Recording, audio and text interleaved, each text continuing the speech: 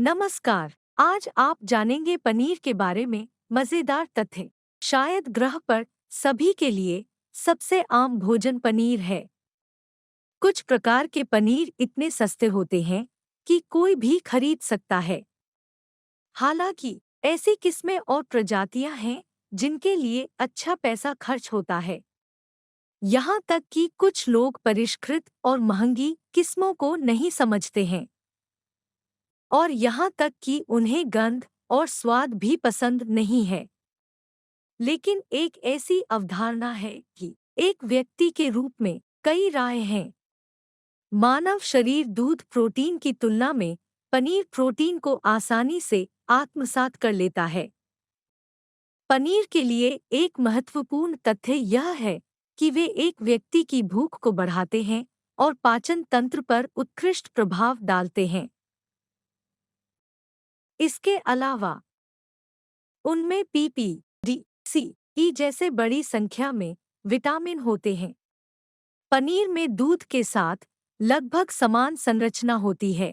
उदाहरण के लिए उनमें फास्फोरस और कैल्शियम होता है।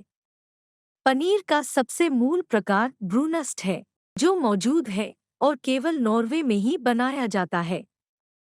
इसकी विशेषताओं में मीठा स्वाद और भूरा रंग शामिल है। दूध को उबालने से चीनी कारमेल में बदल जाती है, जिससे पनीर का स्वाद मीठा हो जाता है। 20वीं सदी से पहले की अवधि में 10 दिन पुराने बछड़ों के पेट में वह एंजाइम होता था जो पनीर का हिस्सा होता है।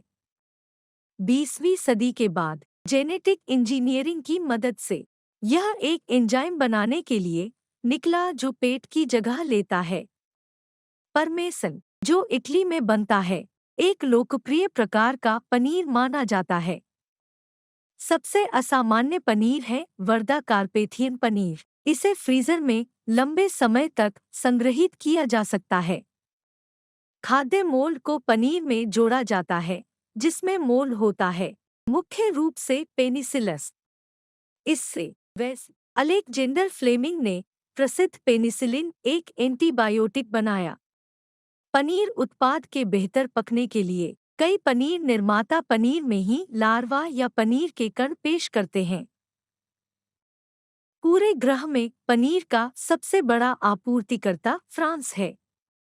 दूसरे सबसे बड़े निर्यातक न्यूजीलैंड और आयरलैंड हैं। पनीर की खरीद के लिए सभी देशों के मुख्य आयातक जर्मनी, ब्रिटेन और इटली हैं। पनीर एक बहुत ही प्राचीन उत्पाद है, जिसका आविष्कार पहली लिखित भाषा से बहुत पहले हुआ था।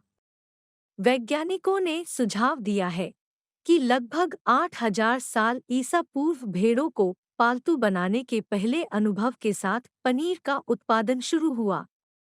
वैज्ञानिक दृष्टिकोण से पनीर दुर्घटना से प्रकट हुआ जब लोगों ने जानवरों के पेट में दूध जमा किया, जहां इसे किण्वित किया गया था और मट्ठा और पनीर उत्पाद प्राप्त किए गए थे। रूस में पीटर द ग्रेट के शासनकाल से पहले पनीर गर्मी उपचार के उपयोग के बिना बनाया गया था, इसलिए इसका नाम कच्चा पनीर है। पनीर के सबसे बड़े टुकड़े को समर्पित एक गिनीज बुक ऑफ रिकॉर्ड्स की गिनती है।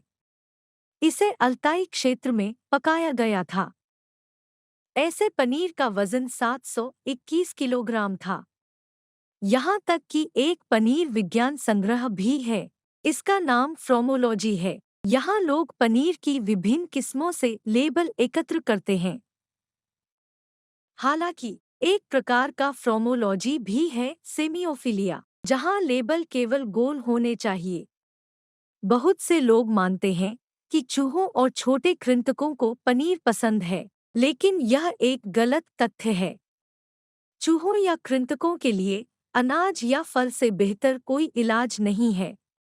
फ्रांस में पनीर बनाने वालों में से एक ने सभी प्रकार के पनीर के बारे में एक किताब लिखने का फैसला किया।